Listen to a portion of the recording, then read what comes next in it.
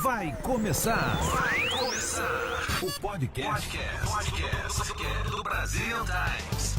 Olá, aqui Jaime Zimmer, mais um Zimmer Podcast. Entrevistada de hoje, uma pessoa que tenho muito carinho, que há alguns anos nos aproximamos, fez um trabalho muito especial conosco, comigo, com a minha esposa.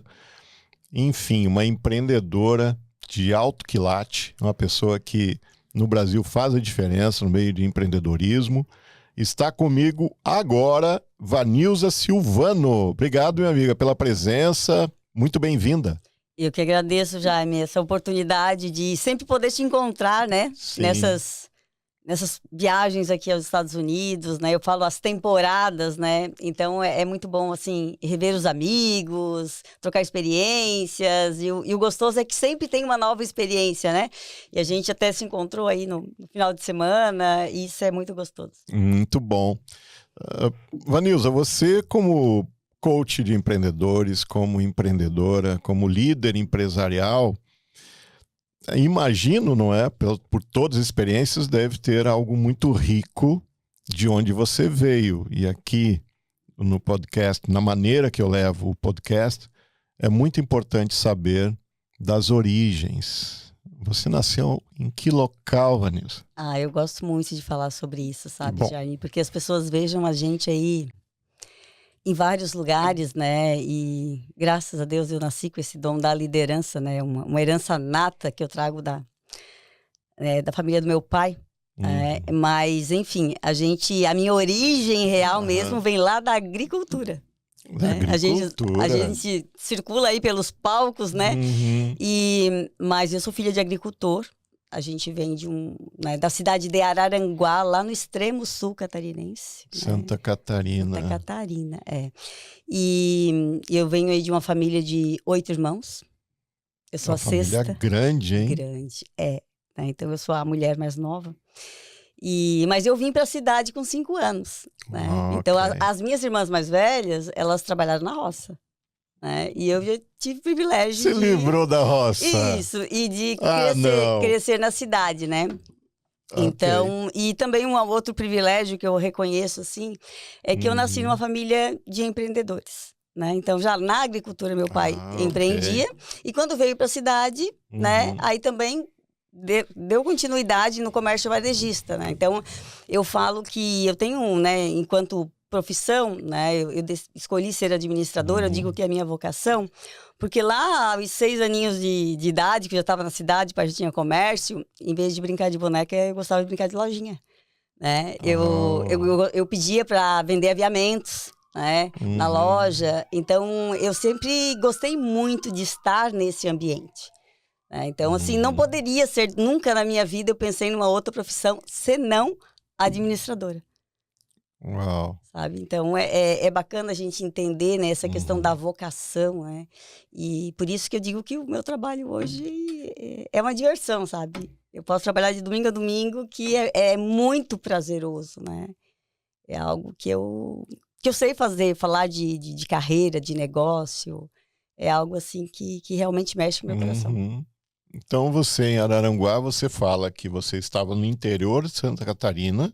Bem no interior. Mas era Araranguá? Araranguá, sempre em Araranguá. Cidade de Araranguá. Só né? que Poucos na parte rural. Na parte rural, isso mesmo.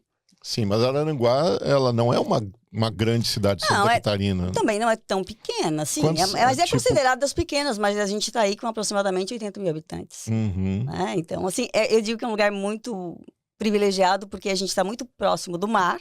Né? Nós temos 2 praias, né? E é mais que 60 quilômetros da serra. E Araranguá está exatamente entre 2 capitais, Porto Alegre e Florianópolis. Isso.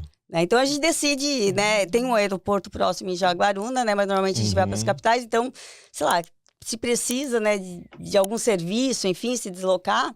Então é em torno de 2 horas e 20 minutos, seja Porto Alegre, seja Florianópolis, no meio do caminho, né? É uma cidade que, né, a BR passa muito próximo. Eu falo isso porque eu atuei alguns anos numa outra cidade que eu levava 1 hora para chegar na BR. Né? E da minha casa na BR, enfim, Araranguá corta, né? BR-101, não é? BR-101. Passa no meio, mais então ou menos? 5 minutinhos, passa no meio, né? Então, de 5 a 8 minutos. A gente, então, essa questão do trânsito, é uma cidade linda, eu digo que tem o farol mais lindo do Brasil, né? Porque eu tive a oportunidade de conhecer alguns, né? A gente consegue visualizar o encontro do rio com o mar. Né? Que bacana. Então, assim, quem aí nos acompanha, acessa o farol Morro dos Conventos, que realmente é uma beleza natural, assim, é encantador, sabe? Então, eu digo que é uma das melhores cidades para se viver, né? E ainda mais hoje com esse mundo da tecnologia, né? Não interessa onde você está. Verdade. E, assim, eu viajo lá no meu passado, porque eu sou de Porto Alegre, nasci em Porto Alegre. As praias que nós gostávamos, gosto até hoje, né? Só não tenho frequentado, são as praias de Santa Catarina. E para chegar, por exemplo, onde adolescente eu estava mais frequentemente, era Camboriú, Itapema, Bombinhas, aquela região toda, passava por aonde? Diretamente para Araranguá. E algumas situações que eu vivenciei em Araranguá era existiam os campings de Morro dos Conventos. Eu frequentava aqueles lá. Então você conhece o farol do Morro dos Conventos. Nunca Campo estive Dourado. visitando o Lago Dourado, é lá que a gente ficava. E tinha o Morro dos Conventos também. E a região de Laguna, toda aquela região, Jaguaruna, meu pai tinha terreno na praia de Jaguaruna, Imbituba, aquela região toda, Lagoa dos Esteves. Então o meu pai nasceu na Lagoa dos Esteves. Nasceu lá, então lá também aproveitei muito dos campings. Minha vivência de adolescente era naquela região completamente, então, sempre você sabe naquela da beleza região. Que é, né? Lindo, Aquela nossa lindo. Região. E eu tenho uma passagem que foi marcante na minha vida, que foram as enchentes em Araranguá. No passado, era uma loucura. Aquela ponte enorme na BR-101, em Araranguá. Eu tive que, com os meus amigos, íamos de carro para lá, eu tive que dormir num posto de gasolina, na 101, porque nós não poderíamos estar passando pela ponte, que a enchente tomou conta da ponte. É uma circulação, Araranguá, eu estava em Vitória alguns anos atrás, e aí falaram, né, falei que era de Araranguá, onde acontece enchente. Então quem vê de fora parece assim que alaga a cidade, né? Mas é justamente aquele lugar que não é tão extensa a área ali, né? Mas aqui é onde tem a passagem do rio. Então ali, né, mas assim, a gente fica feliz porque o ano passado teve muita enchente em Santa Catarina, né? E assim, teve cidades que ficaram submersas. E a gente fica muito feliz com o nosso prefeito atual, porque ele fez uma drenagem, eles trabalhavam assim, ó, dia e noite, e dessa vez não encheu. Uau! Então, Araranguá, sabe, foi resolvido, né, a situação. Então, até enche o rio, enfim, né, mas como escoa para o mar. Então, aquela situação que você viveu, pode acontecer, mas hoje também já tem na BR, teve uma adaptação que tem um desvio. Né? Então hoje você já não ficaria ilhado ali. Tá, porque eu fiquei... Mas como é tudo festa quando somos adolescentes... sim. Tão marcante que eu tô falando contigo sobre isso. Mas no outro dia, dormimos todos no carro, aquela coisa, mas adolescente é tudo festa, tudo bem. No outro dia, para atravessar a ponte, a enchente continuava. Então nós tivemos que levar o carro. Ele estava flutuando, literalmente flutuando. Nós tínhamos que ir junto ao carro, caminhando, todos nós, segurando as janelas abertas do carro para que ele não fosse embora. Então tá marcante para mim, na minha visão hoje. Muito marcante. Porque senão ele iria embora com a enchente, com a como é que é? A correnteza da água proporcionada pela enchente. Mesmo no posto? Não, na ponte. Na ponte. Na ponte. No posto estava tudo bem, mas na ponte estava lá a água correndo. Passamos literalmente levando os nossos carros. Aventura. Mas nessa idade, você sabe a idade do que não pensa muito bem, então vai embora. A Polícia Federal, a Rodoviária Federal liberou dessa forma. Você tinha que segurar o teu carro. Então, para mim, é marcante. Nossa. Ter aproveitado tanto daquela região. Região maravilhosa, linda, linda. Para você que está aí acompanhando Santa Catarina, tudo de bom. Santa e Bela Catarina. Santa e Bela Catarina. Isso, né? Que tinha uns slogans falando disso. E depois nós tivemos também apartamento em Camboriú. Então era a região... Estou falando contigo sobre coisas da minha vida agora, tá? era uma região que eu tenho é uma região que eu tenho o maior carinho. Depois aprendi a mergulhar, fiz prova de mar no Arvoredo. Então era o meu chão ali naquela época de adolescente, principalmente. E meu pai teve casa também bem próxima a Florianópolis.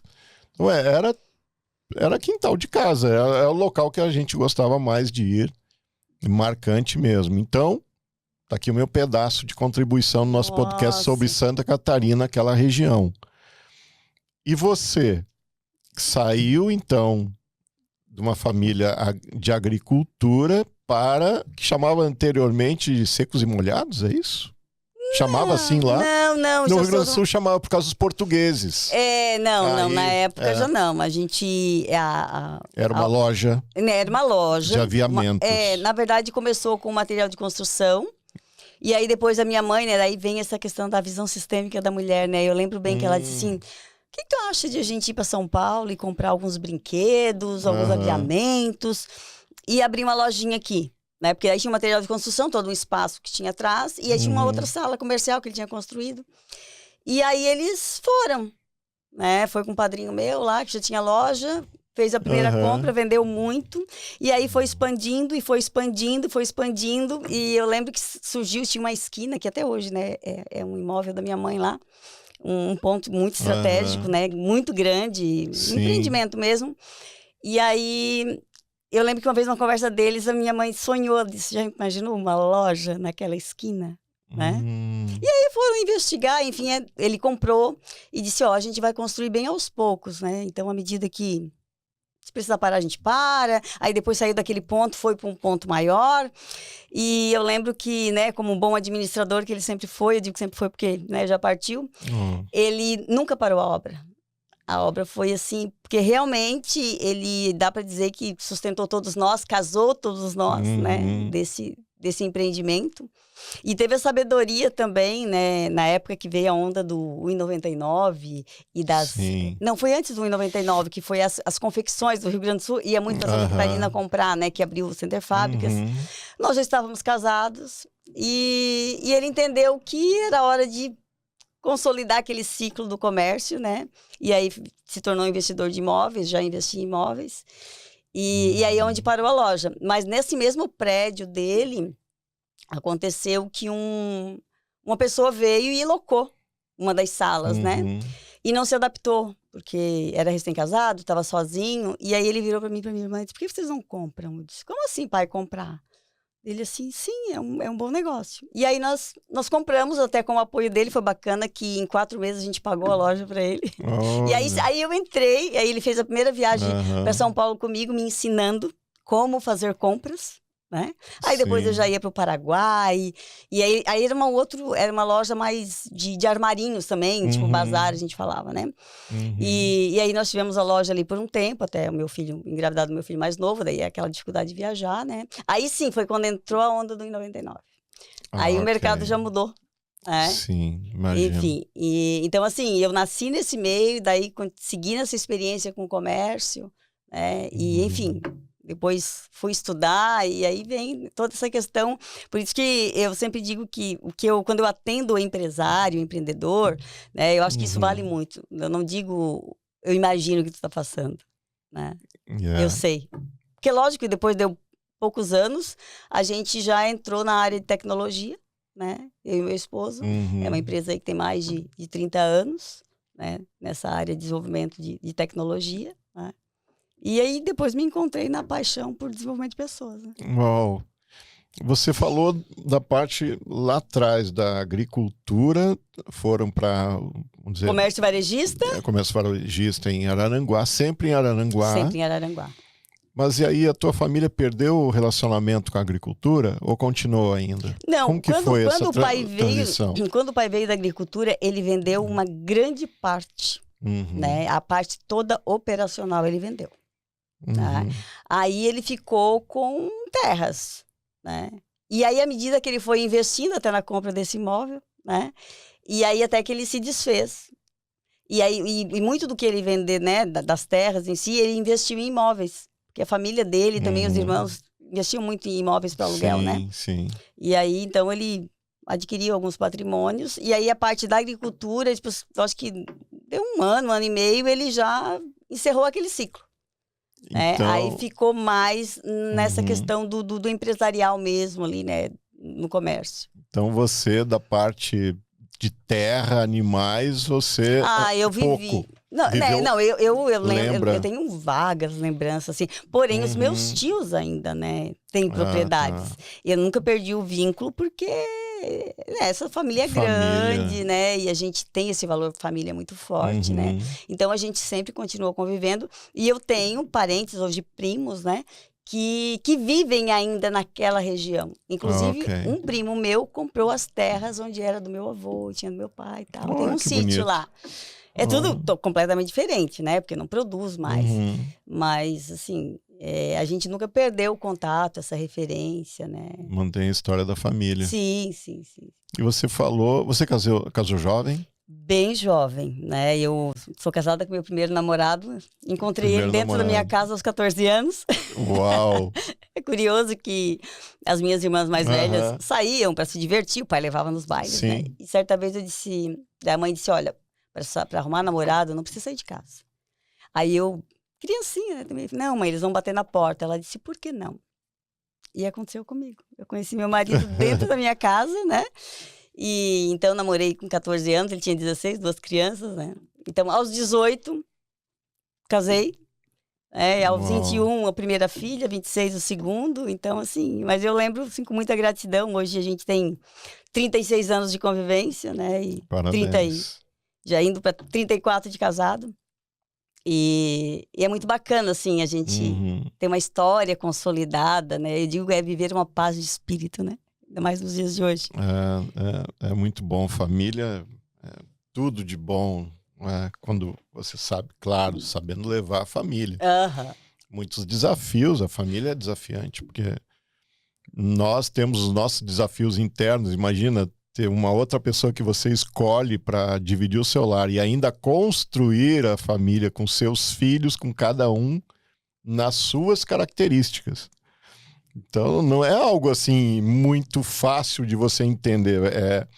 E parece muito simples, mas você tem que ter sempre muita responsabilidade nos processos familiares, não é?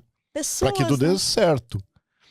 Exatamente. Pessoas, elas, aliás, nós normalmente temos muitos desafios internos. Sim, não é? muito. E nós que trabalhamos um pouco nessa área de coaching, eu tive mais de 10 anos com essa atividade de coaching, eu pude me descobrir muito a respeito, né, de quem eu sou, né, o que eu busco, essas situações todas, atendendo os clientes, né, vendo a família acontecer.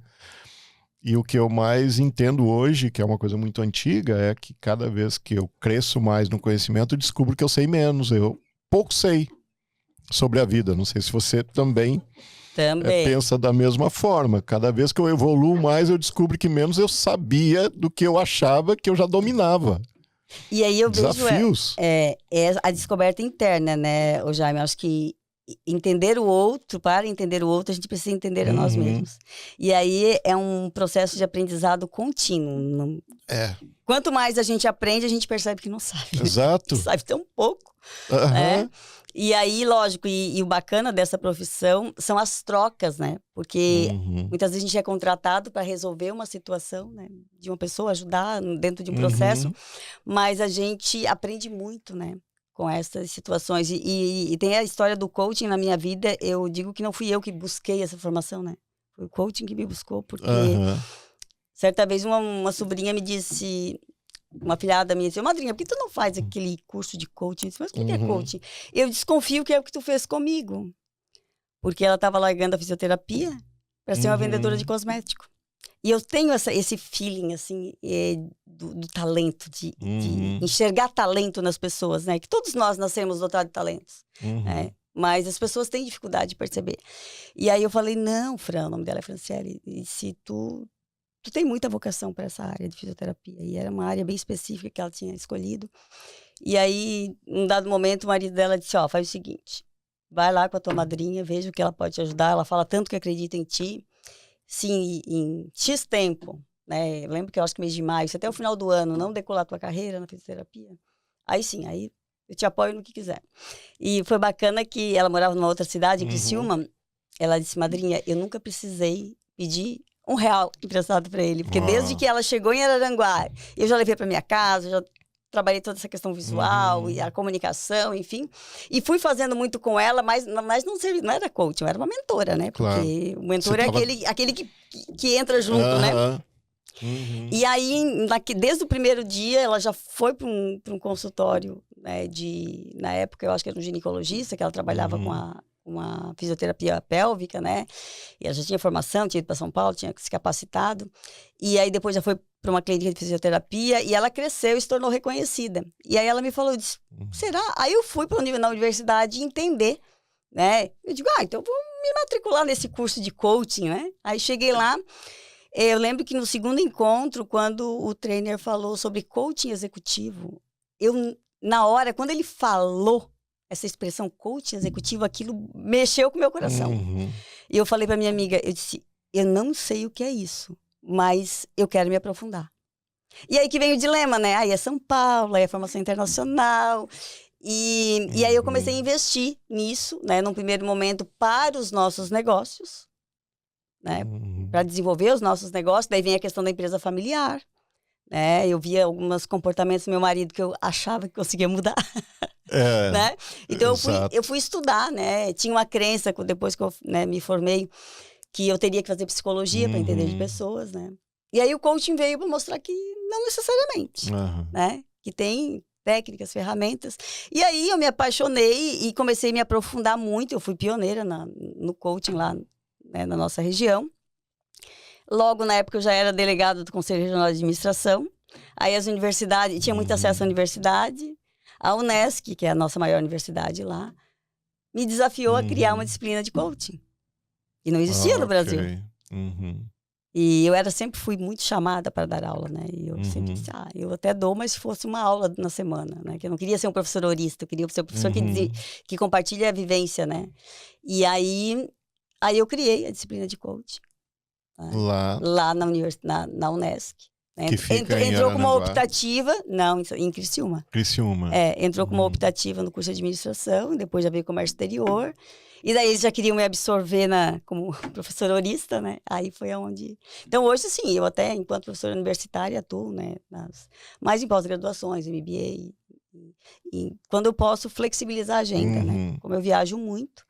Então, e aí foi aonde eu comecei essa questão do desenvolvimento humano, sempre que o objetivo era os nossos negócios. Curiosamente, eu nunca consegui aplicar. Até foi frustrante. E aí, ficou pelo caminho. Não, e aí, porque assim, as pessoas começaram a me procurar. Tanto é que até hoje, se entrar em minha rede social, eu não fico vendendo, sabe? Eu compartilho algumas coisas. E então, assim, foi uma profissão que veio naturalmente, sabe? E aí, entendendo que no coaching aquele processo maêutico da pergunta, e eu sempre fui mentora, porque eu nunca... Sempre mostrou caminho. Eu nunca fiquei no processo, né? E aí é uma questão de ética também. Então, muito antes desse boom da mentoria, eu falava que era o mentoring, eu trabalhava com mentoring coaching. E aí fui desenvolvendo as metodologias, né? E foi um processo natural, e é algo assim que me traz muito prazer, muito resultado, né? Desenvolvendo carreiras e negócios, né? E foi onde nasceu a minha missão, né? De contribuir para que as pessoas e as organizações sejam mais prósperas e felizes, né? E me dá muita segurança, porque tem todo um respaldo ético, né? Da minha formação profissional, da minha história de vida, da minha vivência, porque eu sou empresária, né? Eu sei dos desafios, das dores, né? Falar de vida, e eu falo, as pessoas me contratam por conta de negócio, mas eu já digo, nós vamos falar de vida. É o que a gente está falando aqui hoje. Porque ser humano, se você não falar da vida da pessoa, acabou, né? Não é ser humano, é um robô. É só ligar na tomada, então, que história é essa? Então a gente fala de vida, né? E muitas vezes é um detalhezinho na vida que está interferindo no negócio, ou na carreira. Né? Como você falou ali de família, né? Eu tive um feedback de uma pessoa uma cliente, uma CEO de uma grande empresa que me indica muitos clientes. E ela disse, você tem noção de quantos casamentos você salvou? Eu disse, não, eu não tenho poder para tanto, né? Mas através da nossa experiência de vida, né? Então, uma orientação, uma sugestão, uma reflexão. Traz a pessoa, né, para o entendimento daquele conflito. E aí o milagre quem faz é ela, né? Claro. Quem quer consegue mudar a sua realidade. E aquela ainda menina que casou tão jovem, como que via o mundo? Qual era o teu sentimento de mundo naquela situação? O seu pai empreendedor, mãe empreendedora, e o que você enxergava? Qual era o teu sentimento a respeito de negócios naquela situação recém-casada? Como que era? O teu marido naquela situação, um jovem, também tinha visão empreendedora? Qual era a visão dele? O que ele queria ser? O que vocês queriam como casal? Então, a nossa proposta era eu estudar administração, fazer faculdade para depois casar. E aí, quando eu levei a proposta para o pai, né, ele disse, o que tu vai administrar em Araranguá, guria? E aí, e até trouxe uma referência de um vizinho, que tinha um filho administrador, mas eu entendi as circunstâncias da época. Não tinha universidade na minha cidade. Eu teria que me deslocar. Né? Eu já tinha 2 formações técnicas, que era o magistério e administração, o técnico e administração, né? Eu já namorava, a gente já tinha planos, tipo assim, era se formar e casar, né? E aí eu lembro que na época, aí meu marido, daí o pai fez esse comentário, eu entendi, né? E o meu marido me pediu noivado para casar em 2 anos. E aí a mãe disse assim, olha, pensa bem, porque se for para casar em 2 anos, deixa para noivar 6 meses antes. Teu pai não gosta de noivado longo. Tá? E agora, se fosse para casar logo, daí eu disse, não, como casar logo? Mas se a gente recém comprou um terreno. Né? Aí ela disse, mas tu sabe que casa não é problema, né? Aí eu disse, sei lá, vocês ajudariam? Ela disse, né? Se a gente já namorava 4 anos, né? As minhas irmãs, uma casou com 16, outra com 17. Né? Então a família já é acostumada. Namorou, né? A mãe já... Namorou, noivou, casa logo. Aí eu falei pro meu marido, disse, a mãe fez esse comentário, então é melhor a gente esperar, né? Vamos esperar mais um pouco, vamos começar a construir a casa. E aí ele disse, mas se teu pai consegue casa, se depender de mim, eu já quero casar. Uau. E aí, realmente, em 6, a gente noivou em abril, noivou em abril, casou em dezembro.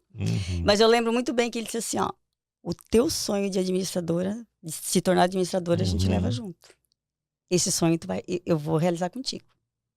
E aí, enfim, aí a gente casou, né? Na época eu trabalhei um tempo como num consultório dentário, trabalhei 4 anos.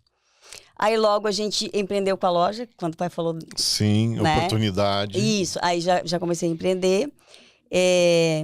A nossa filha nasceu quando a nossa casa estava pronta, né? Foi planejada, né? Tudo certo. E aí depois ela pediu o irmãozinho, enfim, foi quando, né, veio o Maurício, foi tudo muito planejado. E quando a Juliane eu tinha 29 anos, a Ju tinha 8 e o Maurício tinha 4, aí ele mesmo me lembrou, ele disse, será que não é a hora de tu investir no teu sonho? E nós já tínhamos empresa de tecnologia na época. Que área é o Desenvolvimento de software para postos de combustíveis. Ah, sim. Sabe? E aí, foi bacana porque ele começou esse negócio com um sócio, né? Os dois sem muita pretensão, como se fosse um part-time, como vocês dizem aqui. E em 1 ano, estourou, porque pegou uma questão de legislação. E aí eu estava numa fase que o Maurício tinha nascido, né? A gente combinou de ficar 2 anos em casa cuidando dele. E aí eu não via a hora de completar 2 anos para voltar a trabalhar. E a hora que eu entrei lá, é como se eu fosse a primeira gestora ali junto com eles, né? Muito rapidamente o negócio triplicou e aí eu fui, né, intuitivamente. Um ajuda o outro e vai. E foi. E aí eu lembro que eu fiz, né, aquele processo de fazer vestibular, 10 anos sem estar estudando, daquela insegurança, né? Mas ele sempre foi meu maior apoiador, né? E assim, e durante a faculdade, eu digo que foi o melhor momento, né? Então, assim, agradeço até hoje meu pai. Porque eu já tinha empresa. Eu contratei 3 colegas da faculdade. E a gente aplicava quase todas as teorias. Eu era conhecida na universidade, eles me confundiam como professora. Porque eu estava muito junto com os professores. Eu queria saber mais, eu estava sempre desafiando eles. Eu quero entender mais. E aí investi em consultoria, né? Então, muito essa questão teoria e prática, né? Por isso que quando eu me formei, o coordenador já me chamou para ser professora. E aí eu disse, ó, eu até iria se fosse uma vez na semana, para ser aquele professor diferenciado, sabe? E aquele professor horista que fica muito preso na teoria, não. E aí sempre veio muitos convites, até que a Unesco que me trouxe a proposta. Ah, ok. Sim. É um dia, a sexta-feira, logo a sexta-feira, né? Mas foi assim, minha primeira turma de 50 alunos, que foi maravilhoso, né? E então, assim, essa questão da vida acadêmica também, né? A mesma questão, todo o projeto que eu desenvolvi junto ao conselho, né, que regulamenta a nossa profissão no Estado, né? Eu estive como delegado em 6 anos, né? Estimulando a valorização da classe profissional. Eu vou agora, dia 10 de maio, né? Vou estar representando Santa Catarina, o Brasil, né, num congresso, num fórum mundial de administração. Administradora de empresas. Isso, Então, assim, tá no meu DNA. É algo, assim, que eu tenho muita paixão e eu sei fazer. Você vivenciou, você modelou muito do que você recebeu, né? E é muito importante as nossas bases. Eu venho de uma base também de 2 empreendedores e é o que modela mesmo. Se a gente tem essa base estruturada, é incrível, porque cresce muito. Teus filhos seguiram? São empreendedores? Como é que foi essa base para eles? A gente sempre, por eu estar na universidade, né? E eu lecionava nas turmas, na 7ª fase de administração, já se formando, né? E 6ª de comércio exterior. E me chamou muita atenção muitos jovens frustrados. Porque os pais decidiam por eles. Sim. Né? Aí o que a gente combinou lá em casa, né, com meu marido? Eles vão fazer o ensino médio. A gente vai sugerir eles ficarem 1 ano, né, pensando o que eles querem fazer. E eles vão fazer a faculdade que eles quiserem. A área que eles quiserem, né? Sem pressão. A gente nunca orientou eles, embora que aos 11 anos a gente já levava os 2 para a empresa para educar para o trabalho, né? Mas a gente nunca estimulou dizendo que eles teriam que tocar os nossos negócios. Né? Então a Juliane decidiu pela área, no primeiro momento, da saúde, né? E era biomedicina, e depois foi para estética, e hoje ela tem uma clínica. Então, aos 19 anos, ela decidiu entrar, né, nessa área. Lógico, eu já trabalhava com carreira, né? E aí eu fiz um coaching informal. Né? Disse, qual é a área? Vamos nichar mais. E aí, como ela... Ok. Ela começou com depilação, a gente comprou uma franquia. E aí, dentro da sala de treinamento da empresa, eu comprei eu disse, eu vou te emprestar, né? O cartão. Comprei uma maca, os materiais ali. E ela começou a atender as clientes dentro da nossa empresa. Lá na sala de treinamento. Sim. Né? Tudo bem improvisado. Mas eu lembro que as clientes dela se impressionavam com o posicionamento dela. Sabe? Então, ela já tem essa veia empreendedora. E dali, né, ela fez a formação, né, universitária. Hoje ela tem uma clínica, né? Tem mais, eu acho que uns 5 profissionais que trabalham nessa clínica.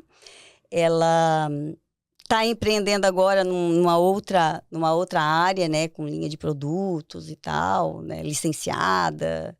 Então, assim, a Ju começou aos 19 anos, né, hoje ela está com 30 anos, né, nesse mesmo segmento. E eu, assim, é uma honra dizer que tudo que ela tem foi ela que construiu. Eu emprestei um cartão de crédito que ela parcelou em 6 vezes, me pagou em 3. E a genética. Isso, então ela vai e faz. O Maurício, ele é um pouco mais tecnológico, eu digo que ele é comercial também. Puxou então, lá pelo pai. E ele tá, né, desenvolveu uma carreira conosco, né, na área de tecnologia, coordenando suporte, tem uma empresa de tecnologia, o nome dele, mas o ano 2024, em 2022, ele disse, não, eu quero viver experiências em outros países. Então viveu aí, ficou acho que 1 ano, quase 2 anos na Escócia, né? Tá de volta no Brasil E ele quer viver experiências, né? Mas está também agora aperfeiçoando na área, mais uma outra área de tecnologia também. Né? Então, isso também dá liberdade de eles viverem em outros lugares, né? E podendo trabalhar. Né? Então, assim, a gente sempre cuidou, nenhum dos dois teve nada de graça. Fora a parte genética e a modelagem, claro. A gente sempre, isso é muito importante. A gente sempre educou para o trabalho, então, seja lá o primeiro carro, seja a própria universidade, a gente até ajuda, mas vê se estão... Né? Então, ele sempre... a gente ensinou a administrar desde a mesadinha. Não era mesada, eles trabalhavam, né? Então, aí... Pelo mérito deles. Isso, mérito deles, né? Então, assim, hoje eles são independentes e a gente ainda se considera jovens, né? Porque eles são... somos jovens ainda, porque a mente é que nos determina a juventude ou não, não é? É o teu pensamento a respeito de idade. Tem velhos com 30 anos, tem jovens com 100 anos.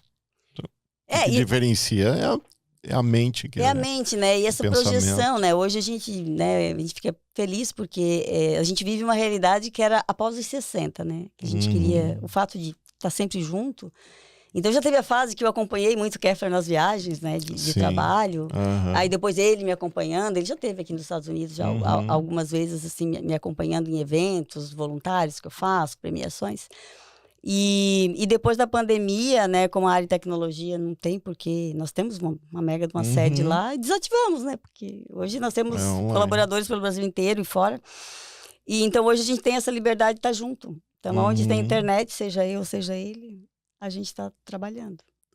Hoje o mundo se tornou realmente globalizado por causa disso, o ambiente online. E os teus, por exemplo, os teus desafios daquela jovem... uma jovem com 2 filhos, com a empresa sendo tocada e a parte da educação. Quais foram os teus maiores desafios? Eu vejo assim, se olhar, tipo assim, aonde que eu posso ter errado, né? A gente, pai e mãe erra tentando acertar. E quem é que não erra? Então, tá vivo vai errar alguma vez, né? Depois da nossa filha casada, um dia ela disse, mãe, vocês falam que vocês deram de tudo pra gente, né? A gente viajava, as melhores escolas e tal. Mas sabe qual é a lembrança que eu tenho? Tu e o pai falando de trabalho o tempo inteiro. Né? Então, assim, aí eu falei pra ela, disse, olha, a mãe não vai levar como culpa, né? Mas não tem como voltar no tempo. Mas usa essa experiência... Né, esse comportamento, que pode ser considerado um erro do pai e da mãe, para não levar para a tua vida. Né? Então, isso aí é o desafio da empresa familiar. Né? É difícil separar. E como tanto eu quanto ele, a gente é muito apaixonado pelo que faz, né? Não é pesado. O posto de combustível trabalha 24 horas. Então, é lógico que a gente viajava e ele estava no suporte. É claro. Né? É claro. Eu viajando, sei lá, para lecionar em outras regiões do estado, final de semana. Então, assim, quando a gente é apaixonado, a gente fala muito de trabalho. Então, assim, eu poderia ter brincado mais com eles. Né? Eu poderia ter aproveitado um pouco mais a infância deles. Uma outra questão, levamos para a empresa aos 11 anos. Né? Ok, eles faziam natação, faziam futebol, eles, né, tinham essa liberdade. Tem que fazer um trabalho de escola. A gente ia lá, buscava os coleguinhas, trazia para a empresa, né? Mas muito ali sobre a nossa proteção, nosso olhar, né? Então, enfim, a gente escuta algumas queixas, mas ao mesmo tempo é a forma que nós encontramos de protegê-los, né? Nunca deixamos de eles ter acessos, né? Não era um trabalho forçado, mas é bacana que Maurício, aos 14 anos, quis ter uma experiência fora. Aí foi trabalhar num escritório de contabilidade. E aí um dia ele disse assim, alguém tinha aqui na lotérica, no banco, ele disse, eu posso ir? Daí ele disse, mas tu sabe? Ele disse, sim, eu sempre fui pro meu pai. E aí entraram numa questão de escrita fiscal, ele disse, não, mas escrita fiscal, isso... Como você sabe? 14 já sabe, anos? com essa idade? Aí eu falei assim, viu a importância... dessa convivência, né? A Juliane, ela tem uma gestão de negócio, assim, ela não é administradora, né? Mas ela trabalhou dentro do escritório. Né? Então, assim, a gente olha, né? A gente talvez infringiu um pouco a infância deles, né? Mas tudo tem ônus e bônus. Então, assim, e depois de outros desafios, eu digo que o maior desafio que eu tenho na vida, assim, foi a doença do meu pai, né? Que eu tive que acompanhei. Você acompanhou de perto? Do início ao fim. Perdi uma irmãzinha, né? Bem bebê. Mas graças a Deus, assim, a vida tem sido generosa conosco. Aí depois tem aqueles desafios normais, com equipe, né? E, enfim. Sim. Mas são coisas assim, mas não um drama, um trauma, uma situação assim, muito. Teve uma situação assim que foi a minha entrada no coaching também, que é importante trazer, porque chega um dado momento que a gente fica muito limitado, né? A vida é feita de ciclos. E é hora, talvez, de fechar um ciclo e iniciar outro. Então, eu tive quase não sei se era uma depressão, talvez, porque estava ali naquela rotina, né? E aí eu lembro que eu fazia acupuntura e o médico lá, né, contou a história de vida dele, como que ele saiu da medicina tradicional para oriental. E ele teve que fazer sozinho, né? E eu estava me custando a investir um dinheiro que você sabe que não é pequeno nessas formações. Aí eu pensei, a hora que eu saí do consultório, eu disse, puxa vida, né? Ele sem apoio, ele foi lá e fez. Eu que não me falta é apoio. E aí eu liguei pro meu marido e disse, tô indo para São Paulo fazer o Executive Coach. Aí ele disse, já demorou, me dá as datas das passagens para eu comprar para não desistir. Né? Que eu sempre fui mais segura financeiramente. E então, assim, ali foi uma fase que se eu não tivesse, né, ouvido, né, e tomado essa decisão de investir nessa carreira de desenvolvimento humano, talvez se eu tivesse teimado em ficar ali, eu poderia talvez ter uma carreira frustrada ou viver numa mesmice, sabe? Então foi um momento bem decisivo da minha vida. E foi aquela inquietação de trabalhar, dava mal-estar, não tava, tinha que ir embora, sabe? Então eu digo, é a vida dando sinais de que você precisa, né, encerrar um ciclo, né, e entrar numa outra oportunidade, uma outra fase da vida. Buscar um oxigênio em outra situação, talvez com mais qualidade esse oxigênio. E aí você buscou. Você estava falando de uma coisa interessante nesse aspecto, que é os fechamentos de ciclos. Acredito que a maioria das pessoas não consegue enxergar de maneira clara. Que você normalmente tem um fechamento de ciclo. Você falou da perda do teu pai. Isso faz muito tempo? Já faz mais de 20 anos.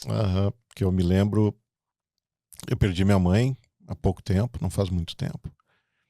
E eu precisei trabalhar o fechamento do ciclo da partida da minha mãe. Isso me trouxe um alívio incrível de várias situações. Claro que emocionais, quando se perde um ser tão próximo, mas a partida eu consegui uma fórmula de dizer, já aconteceu o ciclo e existe a partida, existe o corte. E nem sempre é fácil, e vejo muitas pessoas na área emocional, quando falo com muitas pessoas, elas não conseguem cortar, encerrar um ciclo e ficam quase, como eu digo, amarradas com um cordão invisível com a pessoa que já partiu dessa terra. E são momentos muito, muito doloridos. Não é? Como que foi esse ciclo, por exemplo, com teu pai?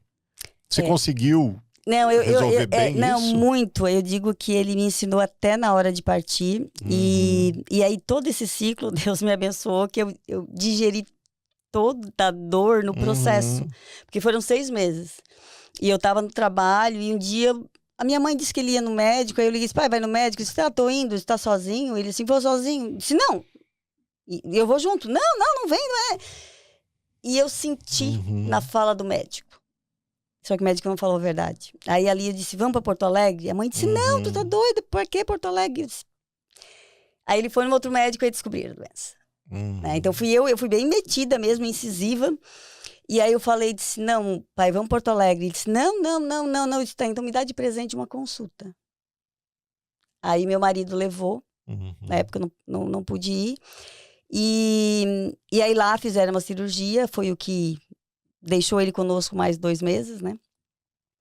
Então, e aí era eu e meu marido que levava com ele. Então, fui eu que escutei do médico que ele ia morrer. Era eu que entrava, né, no hospital, era eu que viajava para Porto Alegre, eu que ficava com ele. E eu tinha um trauma, eu tinha um medo, né, da morte. No velório eu não podia tocar num caixão, enfim, ou passar na frente de uma funerária, eu não passava. E aí, como eu estava até no fim, a minha mãe me deu as características do caixão que ela queria que eu comprasse, né? Então, eu tive que comprar. Eu tive que ver toda essa questão lá do hospital. E no dia, né, do sepultamento, ela me pediu, a gente, né, é católico praticante, muito envolvido na igreja, que eu digo que é um outro legado que ele deixou para nós. Ele disse, teu pai ficaria feliz se tu fizesse o comentário da missa de cor presente. Aí eu peguei, escrevi e tal, fui, fiz. E na hora que a gente, né, tava indo, ela disse, vai com ele dentro do carro da funerária, pensa. Então, assim, eu vivi muito todo o processo de morte dele, todo. Então, e aí naquele momento eu ressignifiquei, eu digo, ok, ele me ensinou até na hora de morrer.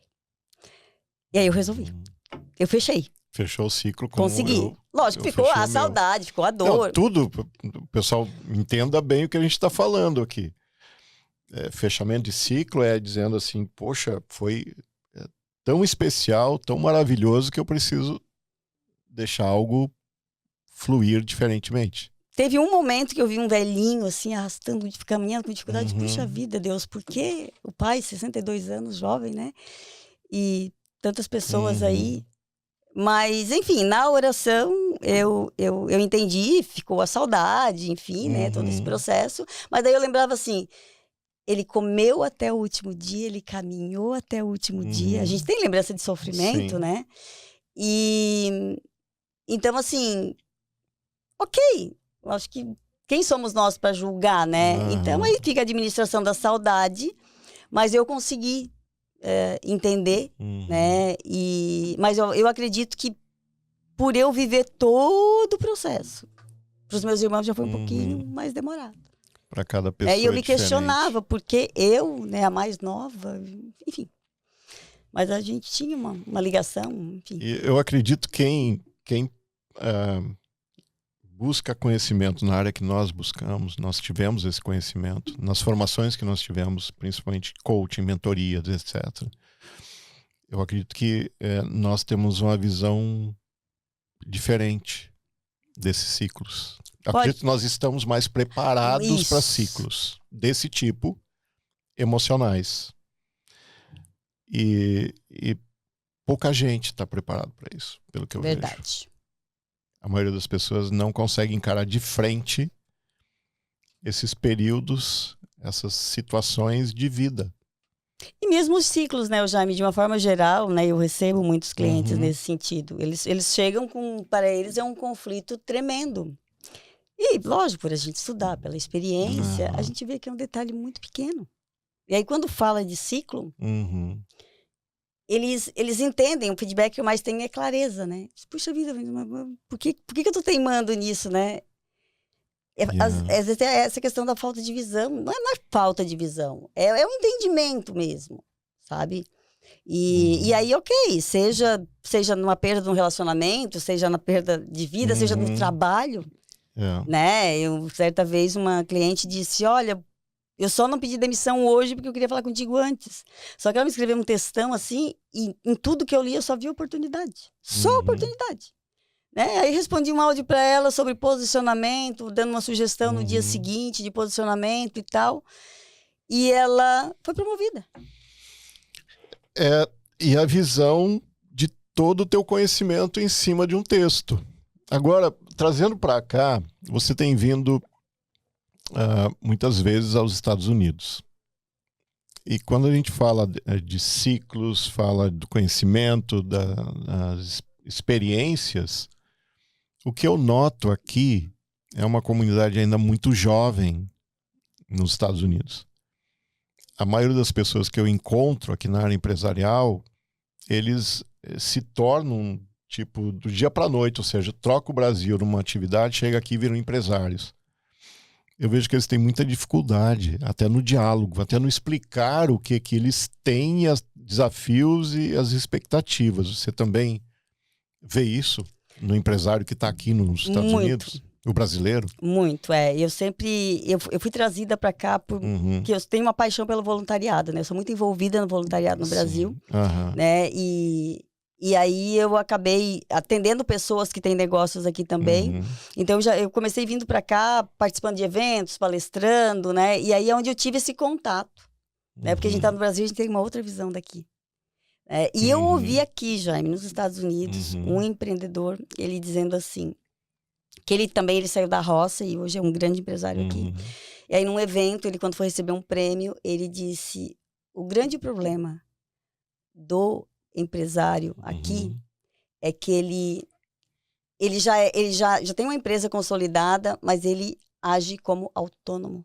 Ele não tem a visão do próprio negócio, né? E aí é onde entra, né? Aí é onde eu trago para minha profissão essa questão da gestão, né, Jaime? Eu já ouvi de padres, Vanilson, nós precisaríamos estudar algumas disciplinas de administração, porque a gente vai gerir uma paróquia. Eu atendi um cardiologista com 3 consultórios que tem que gerir, atendi um dentista.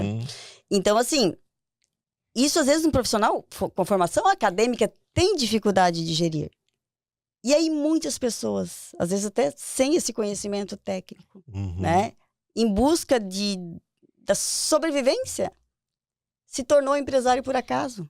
Eu empresa. E ele fica preso. Fica preso. Eu preso na estrutura, achando que eu tenho que ser tudo na empresa.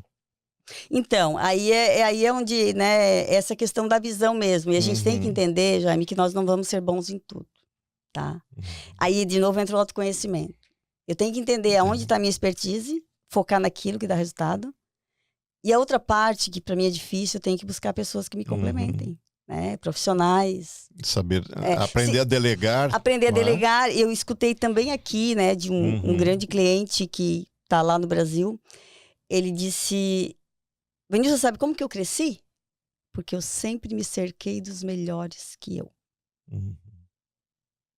Eu sempre procuro contratar pessoas que tenham uma expertise que eu não tenho, né? Que vem para complementar, né? E aí é onde entra essa questão também do delegar, do estar aberto, né? De procurar entender o negócio de uma forma sistêmica, não na teimosia de que tem que ser do meu jeito. Uma outra questão também muito comum, não só aqui, mas no Brasil também, é que assim, a gente tem a escola da vida, né? Então, eu não cheguei a pegar, mas talvez você pegou alguma empresa que você trabalhou que existia o chefe.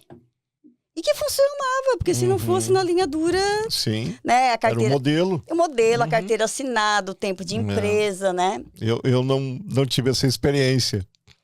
Acredito que foi a única experiência no meio empresarial que eu não tive, de fato, é ser funcionário de alguém.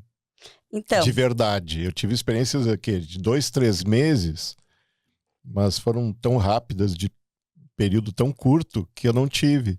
Então eu tive que me tornar empresário no dia a dia, fazendo acontecer e modelando meu pai, que era empresário. Quer dizer, isso, uma referência, né? Tinha uma referência, mas depois nas minhas empresas eu tive que dar um jeito do jeito que eu imaginava. Mas muitas pessoas não têm nem a referência. Aí a referência o quê? São os líderes que ele trabalhou. Né? E aí o que acontece? A gente modela e replica. Então hoje a gente se depara com pessoas gerindo empresas no modelo chefia.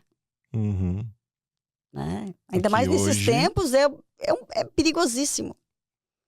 Né? Então aprender a gerir pessoas, né?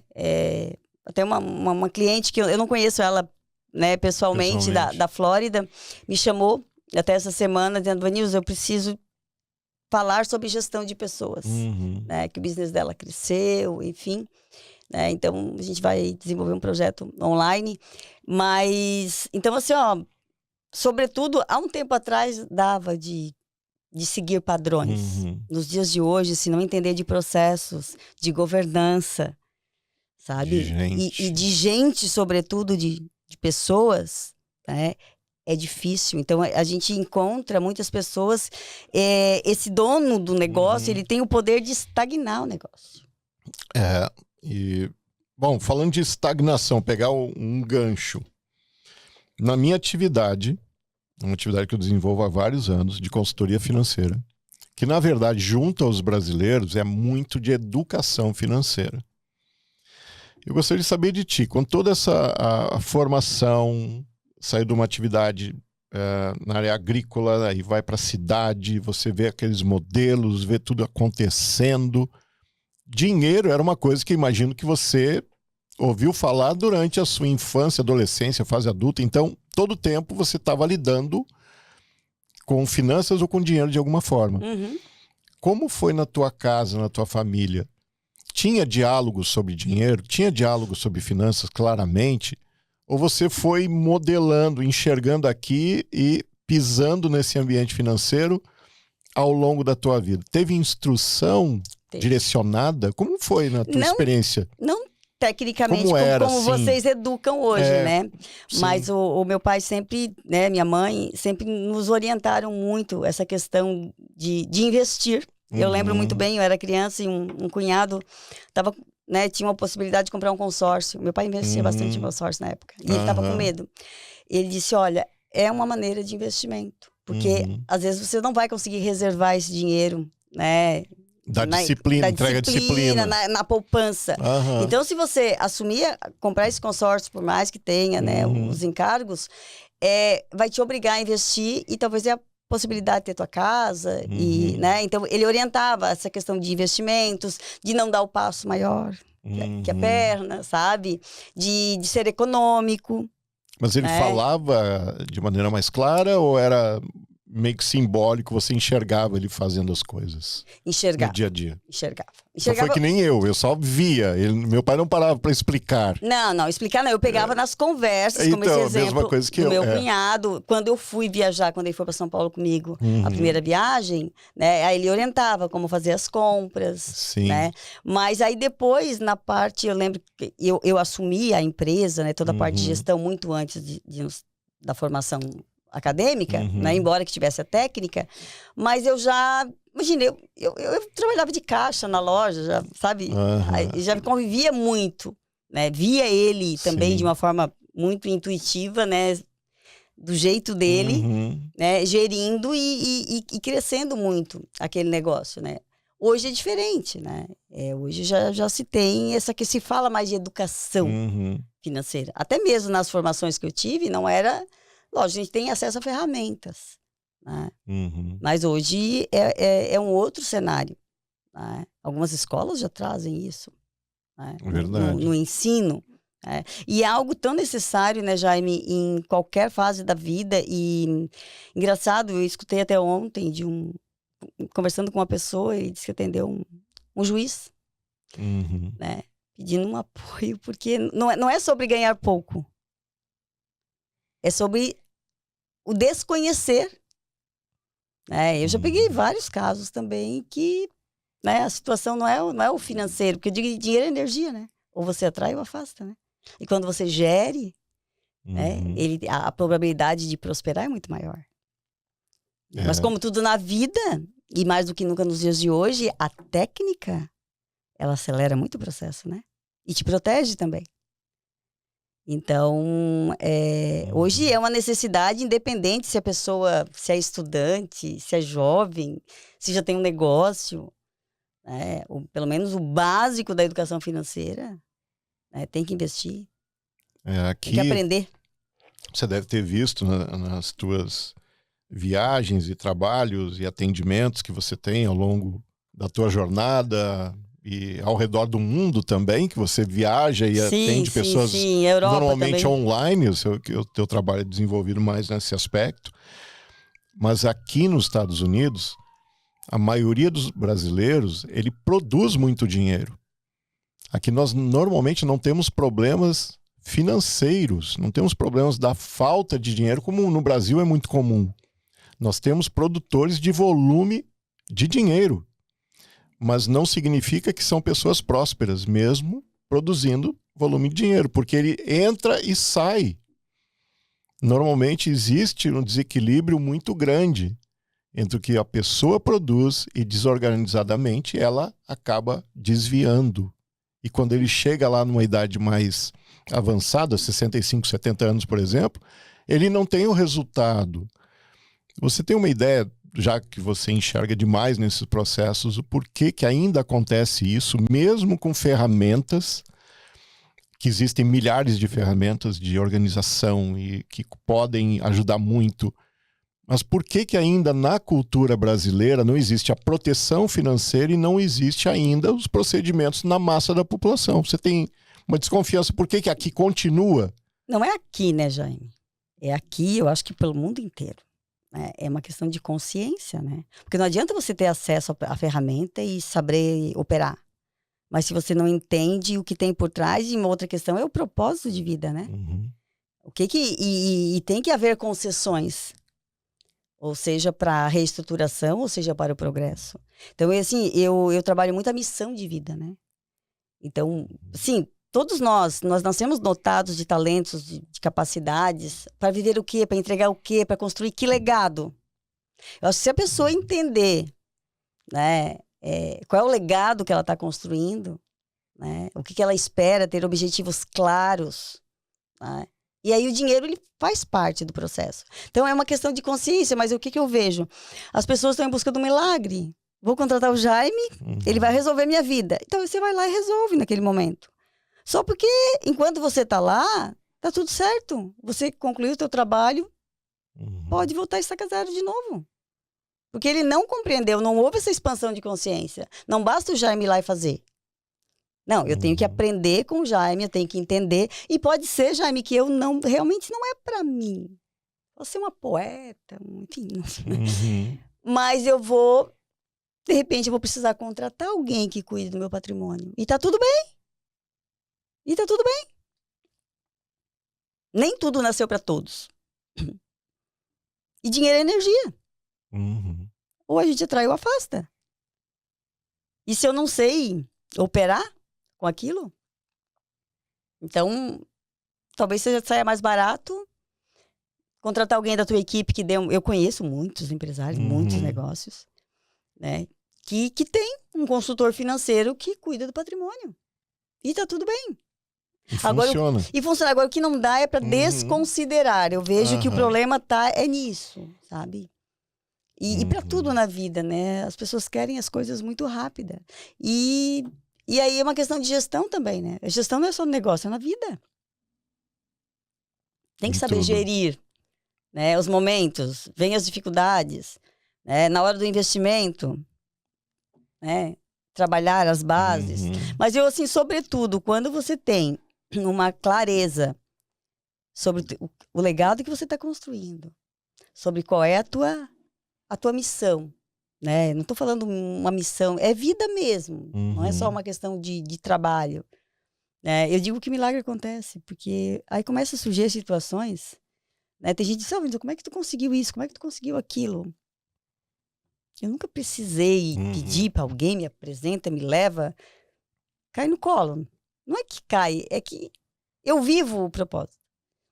E aí é aquela questão do ciclo. Aí a gente vai estudando, vai entendendo, tu enxerga. Né? Tu enxerga. Então, assim, a gente vai assumindo papéis também, né, no voluntariado. Tem pessoas que às vezes se custa se envolver, se doar um pouquinho, ainda mais aqui. Eu vejo muito isso aqui, né? Porque aqui tempo é dinheiro. Porque, eu vou deixar de trabalhar, eu vou fazer algo de graça, mas não tem noção do ganho que tem por trás desse voluntariado. Né? Então, aí também é um grande salto de crescimento, porque aí você se envolve realmente na vida como ela é, na prática. Né? Porque se nós ficarmos só dentro da nossa casa, cuidando da nossa família, do nosso trabalho, a gente vive isolado. E o ser humano isolado, ele vira quase que um ninguém dentro da sociedade. Vanilza, minha amiga, existe muito para ser tratado, muito para ser falado, muito para ser comunicado. Nós temos um tempo aqui no podcast, que já passamos, inclusive, do tempo normal que nós havíamos programado. Espero que você que está acompanhando tenha gostado desse bate-papo. se você está buscando um atendimento de qualidade, com uma mentora, com experiências como a Vanilza colocou aqui agora, te indico fazer os contatos. Vanilza, nós vamos deixar os meios de contato contigo. A Vanilza vem constantemente dos Estados Unidos, fica um tempinho aqui, daí não é, tem os atendimentos normalmente online, porque são mais facilitadores da nossa vida, não é? E te convido a estar com ela, recebendo todo esse conhecimento de uma pessoa que faz a diferença na comunidade brasileira. Amiga, muito obrigado por aqui ter estado conosco. Espero que você possa vir novamente e colaborar com a nossa comunidade brasileira. Eu que agradeço já a minha oportunidade, assim, eu digo que estar aqui é um chamado, né? Eu vou, recentemente me chamaram aí, semana que vem, eu vou estar palestrando num evento para mulheres hispanas, né? Oh, que beleza. E aí uma outra conhecida disse, Vanilza, vamos reunir um grupo de pessoas, vamos trazer uma temática, ok, vamos trabalhar. Ontem nós estávamos também reunidas, né? Falando sobre vida, né? Então, eu aprendo muito a cada vinda aqui. E também tem muitos clientes que eu acabo não conhecendo pessoalmente, né? Sim. E aqui eu digo que também é a minha comunidade, né? O próprio Brazilian Times, eu falo que aqui é a minha família nos Estados Unidos. Então, a gente desenvolve um vínculo, né? Que dá saudade, sabe? Então, pelo menos uma vez por ano, eu tô dando uma passada por aqui. Por aqui. Consigo trabalhar normalmente, porque meu trabalho é online, então segue o Brasil, né, funcionando normalmente, tem todo o envolvimento voluntário lá, e eu quero trabalhar assim como acontece lá, né, poder trazer um pouquinho do que tem lá para cá e levar daqui para lá. Né? Então eu acho que esse conhecimento da cultura, ele é muito rico. E me faz muito bem. Eu tenho um espírito meio cigano, assim. Ah, bom. Eu gosto de estar circulando. E é ótimo. Espero que você tenha gostado. Gostou? Comente, compartilhe, esteja conosco no próximo episódio.